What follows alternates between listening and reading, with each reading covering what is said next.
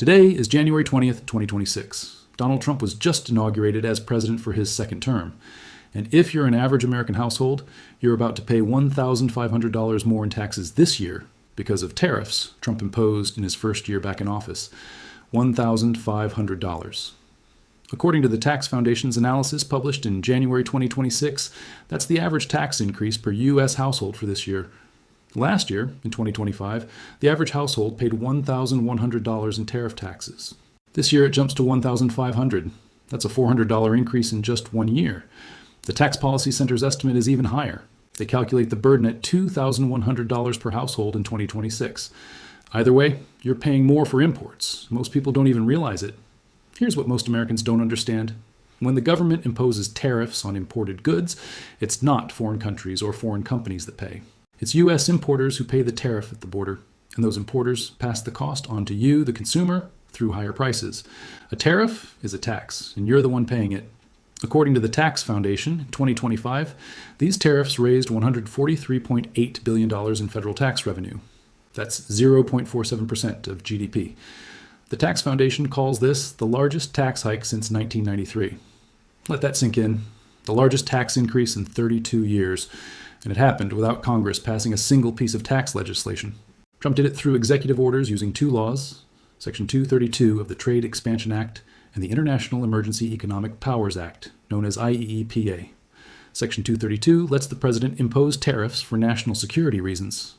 IEEPA, passed in 1977, gives the president emergency economic powers during a national emergency. The law doesn't mention the word tariff anywhere in the text. It's never been used to impose tariffs before Trump.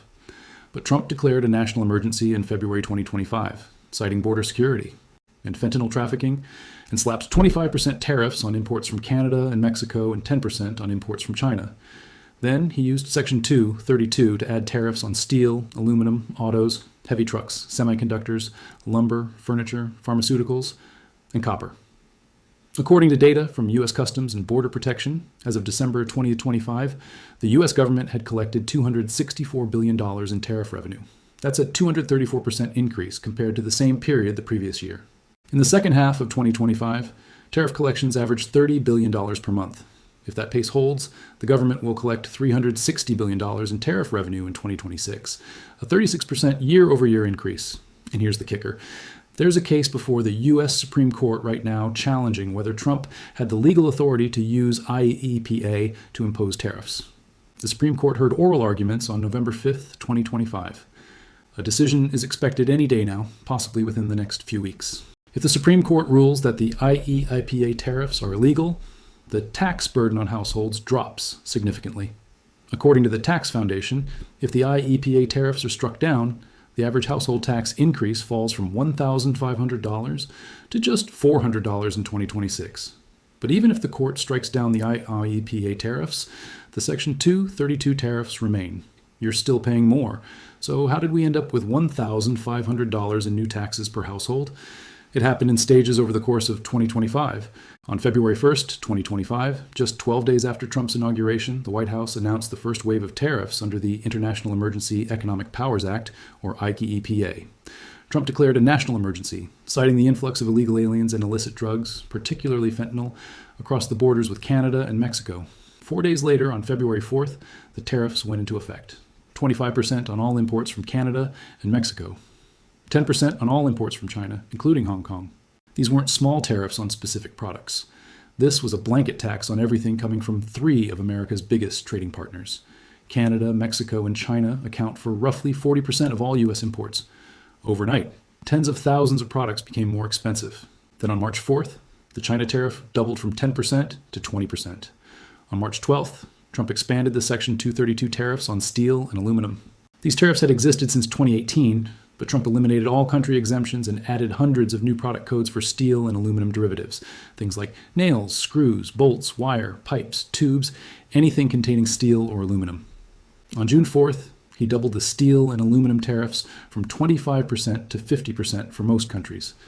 Canada and Mexico now faced a 50% tariff on steel and aluminum instead of the IEEPA tariffs for those specific products. The United Kingdom got a special exemption and stayed at 25% as part of ongoing trade negotiations. On April 5th, Trump imposed what he called reciprocal tariffs under IEEPA. This was a 10% baseline tariff on imports from all countries, with higher country-specific rates ranging from 10 to 41% based on each country's trade surplus with the United States. The highest rates were supposed to take effect on April 9th, but Trump announced a 90-day pause on the escalation, keeping most countries at the 10% baseline. China was the exception. China's rate was supposed to jump to 125%, but that was also paused after negotiations. Throughout the year, Trump kept adding more Section 232 tariffs. On July 8th, he threatened a 200% tariff on pharmaceuticals. On August 6th, he said semiconductor tariffs would be 100%, and pharmaceutical tariffs could go as high as 250%. On September 29th, he signed a proclamation imposing Section 232 tariffs on lumber, upholstered furniture, and kitchen cabinets. And there are 9 ongoing Commerce Department investigations into additional products: semiconductors, pharmaceuticals, critical minerals, aircraft, drones, polysilicon wind turbines, robotics, and medical supplies and equipment. Any of those could result in new tariffs at any time. Here's the other thing most people don't realize. These tariffs stack. That means if you're importing a product, you might be paying multiple tariffs on the same item. For example, if you import a steel product from China, you pay the 50%. Section 232 steel tariff plus the 20% IEEPA China tariff plus any normal tariff that already existed plus any Section 301 tariffs from Trump's first term plus any anti-dumping or countervailing duties if they apply. The tariffs add up, on top of each other. There are some exceptions to the stacking. An executive order on April 29th established a hierarchy. Auto tariffs take priority, then IEEPA fentanyl tariffs on Canada and Mexico, then steel and aluminum tariffs. So, if a product is subject to an auto tariff, it's not also subject to steel or IEEPA Canada-Mexico tariffs. But for most products, the tariffs stack. So here's the question everyone should be asking. If the U.S. government collected $264 billion in tariffs in 2025, who actually paid that money? The answer is U.S. businesses and consumers. Not China, not Mexico, not Canada. Us. According to a CNN business report published on January 3rd, 2026, businesses absorbed roughly 80% of the tariff bill in 2025. That means for every dollar collected in tariff revenue, businesses ate 80 cents and passed 20 cents on to consumers through higher prices. But here's the critical part. That 80% number is about to flip. According to JP Morgan's analysis cited in the same CNN article, businesses will shrink their absorption rate from 80% to just 20% later in 2026. That means for every new tariff dollar collected this year, consumers will pay 80 cents and businesses will only absorb 20. Why the shift? Because businesses can't keep absorbing costs forever. Goldman Sachs published an analysis in August 2025, showing that as of that month, businesses had absorbed 51% of tariff costs and passed 37% to consumers in the form of higher prices. That was down from nearly 2/3 absorption in the summer. The trend was already clear. Businesses were starting to pass costs along. Kyle Peacock, a principal at Peacock Tariff Consulting, told CNN, quote, "A lot of our clients really didn't want to pass the costs on, but now they're really having to." Many businesses opted to raise prices immediately at the start of 2026 on January 1st. Others are planning to wait until later in the first or second quarter. Why couldn't businesses just keep absorbing tariff costs indefinitely? 2 reasons. First, profit margins. If you're a retailer operating on a 5% profit margin, and tariffs add 10% to your costs, you can't absorb that and stay in business. You either raise prices or you go bankrupt. Second, inventory. When tariffs were first imposed in early 2025, many businesses had stockpiles of goods they'd already imported before the tariffs took effect. Those pre-tariff goods didn't have the tariff cost baked into them, so businesses could sell them at normal prices while paying the tariff out of pocket. But according to Morningstar's analysis published in January 2026, that pre-tariff inventory is running out. Businesses are now having to restock using goods that were imported after the tariffs took effect, and those goods cost 10, 20, 25, even 50% more depending on the product and country of origin. Once the stockpiles run out, businesses have no choice but to raise prices. According to Morningstar, core goods prices rose only about 1 percentage point cumulatively in 2025. But import prices, including tariff-related costs, were up nearly 10%. That means U.S. businesses absorbed almost all the tariff bills. Why? Because their large stockpile of pre-tariff inventory allowed them to hold off on reflecting the cash cost of tariffs in their earnings reports. But that pre-tariff inventory is gone now, Morningstar says, and many businesses are planning further price hikes in 2026. Here's the macroeconomic effect. Goldman Sachs economists estimated that tariffs caused inflation to increase by 0.5 percentage point in 2025. Federal Reserve Chair Jerome Powell said in a statement last month that Trump's tariffs were responsible for the entirety of inflation, as rise above the central bank is 2% annual inflation target. Inflation ended 2025 at 2.7%. That's 0.7 percentage points above the Fed's target. Powell is saying tariffs caused all of that excess. Goldman Sachs anticipates inflation will increase by another 0.3 of a percentage point in just the first 6 months of 2026, according to a note published in late December. Morningstar's U.S. inflation forecast shows a rise to 2.7% in 2026, up from an average of about 2.6% in 2025. And the pain is especially severe for small businesses. According to an analysis by the Center for American Progress published in December 2025, small businesses paid an average of roughly $42,600 in total tariffs per month in September 2025. If that monthly amount persists throughout 2026, the typical small business will pay more than $500,000 in tariffs next year. So we've established that American households are paying $1,500 more in taxes this year because of tariffs, and that businesses are shifting from absorbing those costs to passing them on to consumers. But here's the bigger problem.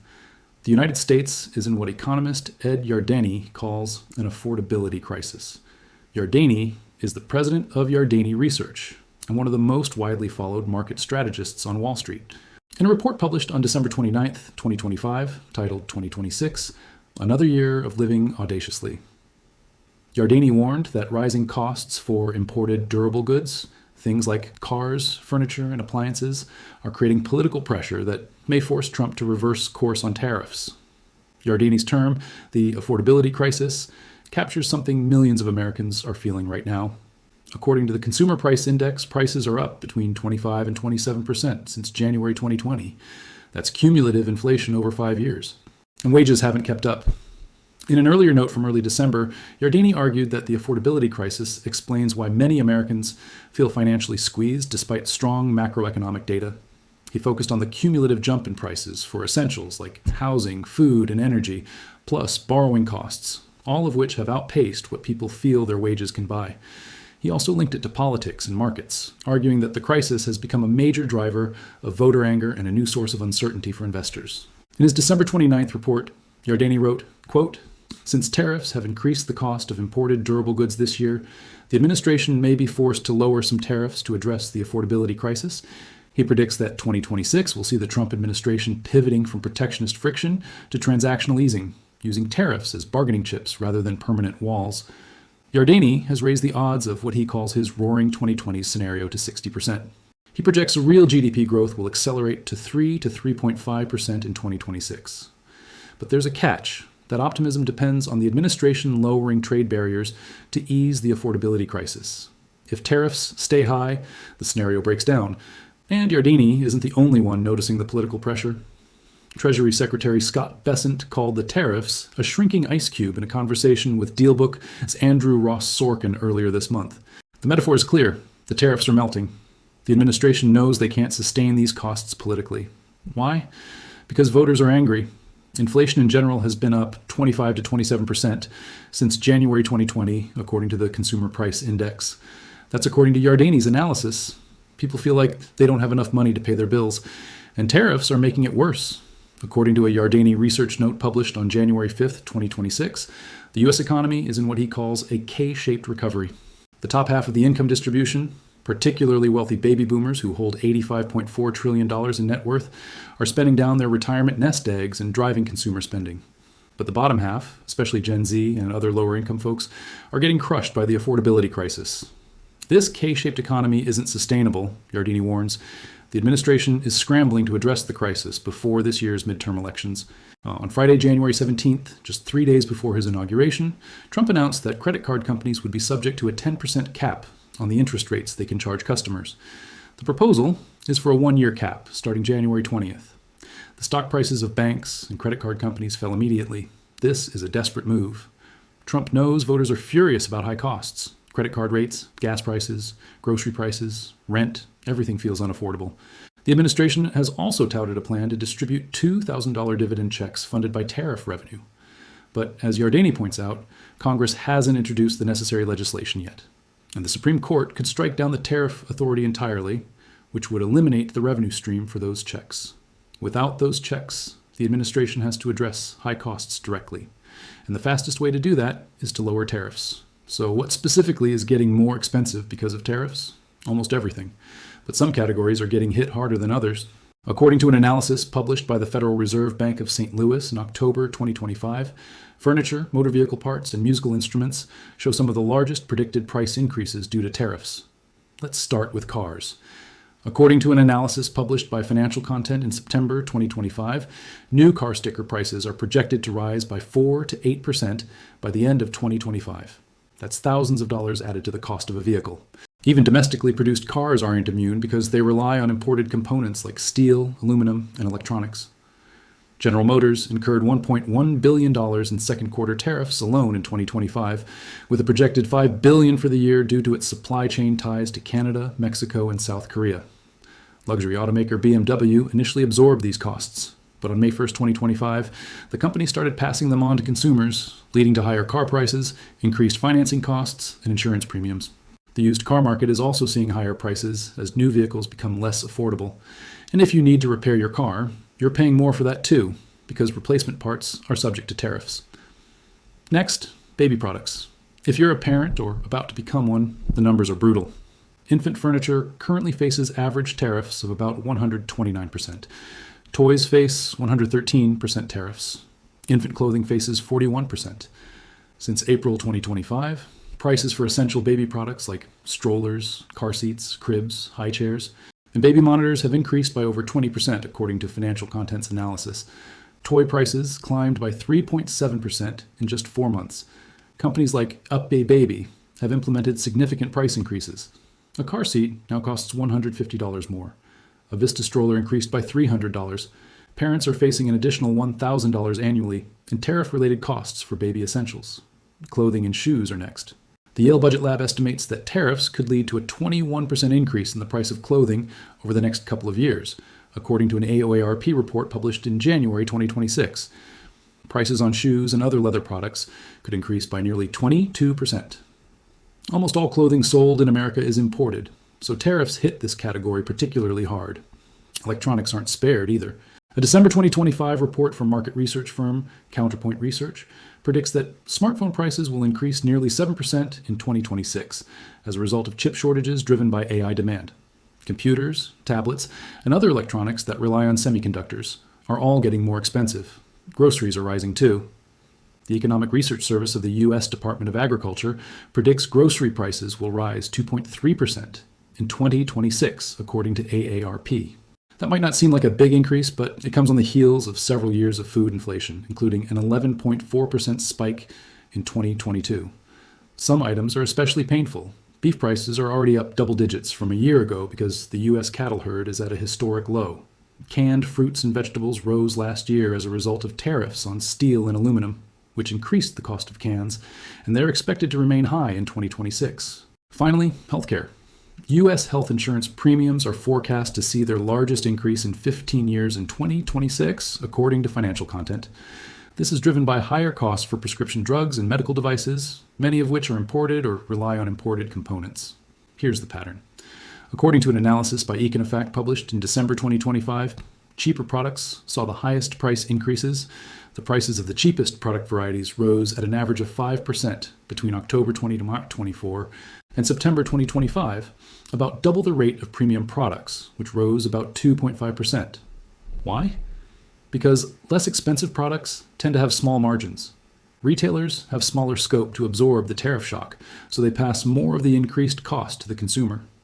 As low-income households are more likely to buy these cheaper goods, this means low-income households are experiencing relatively higher cost of living increases as a result of the tariffs. Econofact estimates that imported goods prices rose 5.4% on average, while domestic goods prices rose 3%. And the overall contribution to inflation? Econofact estimates that tariffs added 0.7 percentage points to the Consumer Price Index by September 2025. That means the annual CPI inflation rate of 2.9% in August 2025 would have been approximately 2.2% in the absence of the tariffs. Tariffs are responsible for a significant chunk of the inflation Americans are experiencing. Here's where the political pressure starts to show. On New Year's Eve, December 31st, 2025, just hours before the end of the year, Donald Trump signed a proclamation delaying tariff increases on upholstered furniture, kitchen cabinets, and vanities for 1 year. According to ABC News and CNN reporting from early January, this was, quote, the latest reversal of his signature economic policy. Here's what happened. In September 2025, Trump had imposed a 25% tariff on these products using Section 232 National Security Authority, claiming it was needed to bolster American industry and protect national security. But the plan was for those tariffs to increase dramatically in 2026. Kitchen cabinets and vanities were supposed to jump from 25% to 50% on January 1st. Upholstered furniture was supposed to go from 25 to 30%. Then at the last minute, Trump delayed the increases for a full year until January 1st, 2027. The White House offered little public explanation, saying only that they were engaged in, quote, productive negotiations with trade partners to address trade reciprocity and national security concerns with respect to imports of wood products. But according to multiple news reports, the real reason was political panic. The delay puts off the hike until after the midterm elections in November 2026, which Democrats and Republicans both expect to revolve around cost of living issues. And furniture wasn't the only backdown. On the same day, Trump also slashed tariffs on Italian pasta. The Commerce Department had initially proposed anti-dumping duties as high as 91.74% on certain Italian pasta imports, on top of the 15% general tariff on European Union food products. After negotiations with the Italian government, Trump reduced those rates drastically. La Molesana now faces a 2.26% duty. Garofalo faces 13.98%. 11 other Italian producers face 9.09%. That's down from over 90%. According to CNN Business, Trump has reversed tariff threats so many times that the acronym TACO started trending on Wall Street over the summer. TACO stands for Trump Always Chickens Out.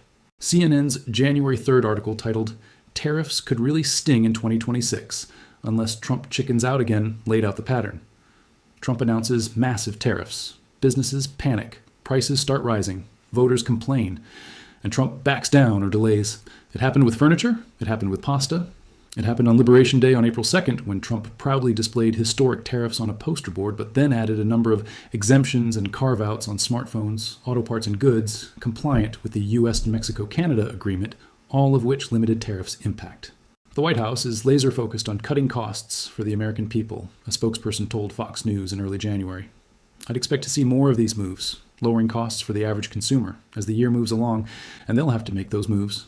Because Democrats won key gubernatorial races in Virginia and New Jersey in 2025 by focusing on affordability and the economy. According to Fox News polling data, New York City voters ranked affordability as their top concern. New Jersey voters said high taxes and the economy were their top two issues. Half of Virginia voters said the economy was their top priority. Republicans are terrified. If they don't lower costs before the midterm elections, they could lose the House or Senate or both. But here's the trap. If Trump rolls back tariffs, he loses one of his signature policies and admits he was wrong. If he keeps tariffs in place, prices keep rising, and voters punish Republicans in November, either way, he loses. That's why Ed Yardeni predicts Trump will pivot from protectionist friction to transactional easing. Use tariffs as bargaining chips, then drop them. Claim victory in negotiations, lower costs, save face, win the midterms. That's the only way out of the trap. So what actually happens next? There are three major forces at play that will determine whether you are paying $1,500 in tariffs this year or something closer to $400. First, the Supreme Court. The court heard oral arguments on November 5th, 2025 in the case Learning Resources, Inc. versus Trump, President of the United States. The question is simple. Did Trump have the legal authority under the International Emergency Economic Powers Act to impose tariffs without congressional approval? IEEPA doesn't mention tariffs anywhere in the text. It was passed in 1977 to give presidents emergency economic powers during crises like war or terrorism. Trump declared a national emergency over fentanyl and illegal immigration and used that as justification to impose 25% tariffs on Canada and Mexico and 10% on China. The lower courts ruled against Trump. The U.S. International Court of Trade said the tariffs were illegal. The Court of Appeals upheld that ruling. Now it's at the Supreme Court. A decision was expected in late December or early January. It still hasn't come. As of today, January 20th, 2026, we're still waiting. Treasury Secretary Scott Bessent said last week he expects a, quote, mishmash of a decision, whatever that means. But here's what's at stake. Since April 2nd, 2025, When Trump imposed the reciprocal tariffs globally, the United States has collected an estimated $75 to $85 billion specifically from IEEPA tariffs, according to analysis by Baker Tilly. PwC estimates the total could reach $108 billion. If the Supreme Court strikes down the IEEPA tariffs, importers could be entitled to refunds. But don't get too excited. Even if you're owed a refund, getting it won't be easy. According to customs law experts, the refund process will be documentation heavy, slow, and bureaucratic. Importers will need to file protests for each entry, provide proof of payment, show affidavits, demonstrate that they didn't pass costs to customers, and submit financial records. U.S. Customs already published a deadline of February for importers to sign up for electronic refunds through the automated clearinghouse network. If you miss that deadline, you'll be waiting even longer. And here's the real kicker. Even if the Supreme Court strikes down IEEPA, the Trump administration has replacement tariffs ready to go. National Economic Council Director Kevin Hassett told CNBC on January 10th that if IEEPA is ruled unconstitutional, the administration will, quote, find other legal means to enact tariffs that get us to the same place. What does that mean? Section 122 of the Trade Act of 1974 allows the president to impose tariffs up to 15% for 150 days if there's a balance of payments problem. That's 5 months of 15% tariffs without any investigation or congressional approval. After that, Section 301 allows the U.S. Trade Representative to investigate unfair trade practices country by country and impose retaliatory tariffs. According to T.D. Cowen, if IEEPA is struck down, the administration is expected to replace the tariffs within 24 hours. So even if you win the legal case, you still lose. The second force is political pressure. We already talked about how Trump delayed furniture and pasta tariff hikes until after the November midterm elections. That pattern will continue. If voters are angry about high costs and Republicans are scared of losing seats in Congress, expect more delays, exemptions, and rollbacks throughout 2026. Ed Yardeni's prediction is that the administration will pivot from protectionist friction to transactional easing. They'll use tariffs as bargaining chips in trade negotiations, then lower them and claim victory. That's the only way Trump saves face and wins the midterms. The third force is the bond market, and this connects back to the fiscal dominance problem we talked about in the previous video. Tariffs drive up inflation. The Federal Reserve can't cut interest rates if inflation stays above 2%. And if the Fed can't cut rates, bond yields stay high or go higher. Higher yields mean higher borrowing costs for the government. The deficit gets worse. Debt keeps climbing. The bond vigilantes circle. It's a trap. Yardeni warned in his January 5th note that bond vigilantes are already circling due to the swelling deficit. If tariffs keep inflation elevated and prevent rate cuts, the bond market could force Trump's hand. Either lower tariffs and ease inflation, or watch bond yields spike and risk a fiscal crisis. So let's bring this all together. Today is January 20th, 2026, and Donald Trump was just inaugurated for his second term. As of right now, the average American household is paying $1,500 more in taxes this year because of tariffs. That's according to the Tax Foundation's analysis published this month. Last year it was $1,100. This year it's $1,500. And if the Supreme Court doesn't strike down the IEEPA tariffs, it could go even higher. Here's what we know for certain. In 2025, businesses absorbed 80% of the tariff costs. But according to JP Morgan, that's flipping. By late 2026, businesses will only absorb 20%, and consumers will pay 80%. Your stockpile of pre-tariff goods is running out. The costs are being passed to you right now. Cars cost thousands more. Baby products are up 20%. Furniture prices were supposed to jump 50%, but Trump delayed it until after the midterms. Groceries are up 2.3% projected for this year. Clothing could rise 21% over the next couple years. Electronics are up 7%. The cheapest products, the ones low-income families buy, rose twice as fast as premium products. Tariffs are regressive. They hit the poorest Americans the hardest. Ed Yardeni calls this the affordability crisis, and he predicts Trump will be forced to lower tariffs to address it before the midterm elections in November. The administration is already panicking. They delayed furniture tariffs. They slashed pasta tariffs. They announced a 10% cap on credit card interest rates. They're scrambling to lower costs because voters are furious. But here's the deeper problem. Tariffs drive inflation. Inflation prevents the Federal Reserve from cutting interest rates. And if interest rates stay high, the government's debt problem gets worse. In my previous videos, I explained how the U.S. has crossed into fiscal dominance territory. The national debt is 120% of GDP. Interest payments hit $1 trillion a year. The bond market is revolting. Bond yields went up when the Fed cut rates, something that's never happened before in any previous cutting cycle. The Federal Reserve is trapped. They can't raise rates to fight inflation without exploding the deficit. And it can't cut rates if tariffs keep pushing inflation above the 2% target. Tariffs make the fiscal dominance problem worse. They add inflation. They prevent rate cuts. They keep bond yields high. They increase the government's borrowing costs. It's a vicious cycle. So what happens next depends on three things. First, the Supreme Court decision on IEEPA. If they strike it down, your tariff bill drops from $1,500 to $400, but the administration has replacement tariffs ready to go under Section 122 and Section 301. Second, political pressure. If Republicans want to win the midterms, they have to lower costs. That means rolling back tariffs, delaying increases, and granting exemptions. Expect more backdowns like furniture and pasta throughout the year. Third, the bond market. If bond vigilantes keep pushing yields higher because of inflation and deficits, Trump may have no choice but to drop tariffs to ease the pressure. Ed Yardeni gives it 60% odds that Trump pivots from protectionist friction to transactional easing. Use tariffs as bargaining chips. Negotiate. Claim victory. Lower costs. Save the midterms. That's the play. But until that happens, you're paying $1,500 in hidden taxes, and most people don't even realize it. If you want to understand how the debt crisis connects to the tariff crisis, check out my previous videos on fiscal dominance and why the Federal Reserve is trapped. I'll link them in the description. This is all connected. The debt, the tariffs, the inflation, the bond market. It's one big trap, and we're all stuck in it. Subscribe if you want to follow how this unfolds, because 2026 is going to be a wild year. Drop a comment. Do you think Trump will actually lower tariffs before the midterms? Or is he going to double down? Let me know what you think, and I'll see you in the next one.